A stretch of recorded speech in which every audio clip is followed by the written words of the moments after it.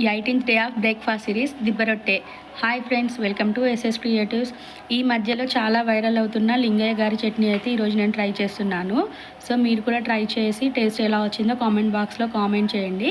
First ఒక pan తీసుకొని pan heat అయ్యాక కొంచెం పల్లీలు వేసుకొని వాటిని డ్రై రోస్ట్ చేసుకోవాలి.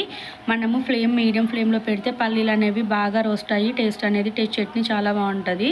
సో చూస్తున్నారు కదా, మన పల్లీలు అనేవి వేగాక పక్కన పెట్టుకున్నాను. నెక్స్ట్ ఆ ప్యాన్లోనే కొంచెం ఆయిల్ వేసి ఒక 8-9 వెల్లుల్లి రెబ్బల్ని వేసి అవి కూడా ఫ్రై చేసుకోవాలి. అవి ఫ్రై అయ్యాక మనం వేయించి పెట్టుకున్న పల్లీలు ఉన్నాయి కూడా అవి కూడా వేసి కొంచెం కలుపుకోవాలి. నేనైతే ఇక్కడ ఒక చిన్న నిమ్మకాయ సైజ్ అంతా చింతపండు అయితే నానబెట్టుకొని వాటర్ స్క్వీజ్ చేసుకొని పక్కన ఉంచుకున్నాను. అవి ఇందులో వేసుకొని మనకి ఆ వాటర్ అనేవి డ్రై అయ్యేంత వరకు అయితే మగ్గించుకోవాలి.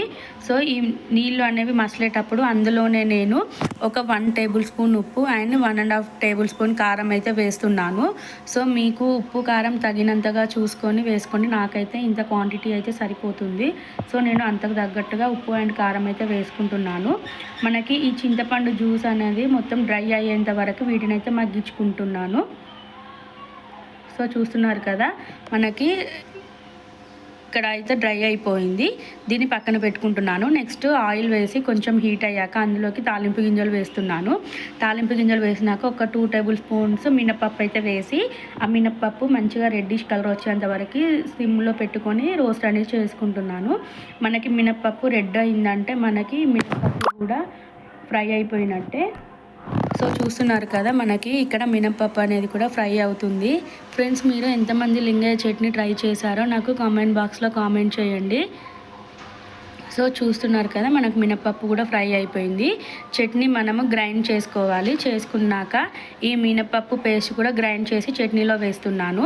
సో నా సజెషన్ ఏంటి అంటే, మనము తినే ముందు ఆ మినపప్పు పౌడర్ వేస్తే టేస్ట్ అనేది క్రంచీగా బాగుంటుంది, లేదంటే అందులో మెత్తగా అయిపోతుంది. So it's my advice only. So ఇది వచ్చేసి ఇడ్లీ బ్యాటర్ అండి. పెనం పెట్టుకొని పెనం హీట్ అయ్యాక కొంచెం దలసరిగా దిబ్బ రొట్టె అయితే వేస్తున్నాను. సో చూస్తున్నారు కదా, ఇలా కొంచెం నేర్పుకుంటే సరిపోతుంది. మనము వేసుకున్న దిబ్బ రొట్టె మీద కొంచెం ఆనియన్స్ వేసుకొని మూత అనేది పెట్టుకుంటున్నాను. కొంచెం ఆయిల్ కూడా వేసి మూత పెట్టుకుంటున్నాను. సో దీన్ని కొంచెం మీడియం ఫ్లేమ్లో పెట్టుకొని మంచిగా మగ్గేలాగా చూసుకోవాలి. సో చూస్తున్నారు కదా, మనకి ఇక్కడ 1 సైడ్ అయితే ఫ్రై అయింది. నెక్స్ట్ దీన్ని సెకండ్ సైడ్ అయితే ఫ్లిప్ చేస్తున్నాను. ఈ సెకండ్ సైడ్ కూడా మనం కొంచెం రోస్ట్ చేసుకున్నామంటే మన దిబ్బ రొట్టె అయితే రెడీ విత్ లింగయ్య చట్నీ. మీరు కూడా ట్రై చేసి కామెంట్ బాక్స్లో కామెంట్ చేయండి.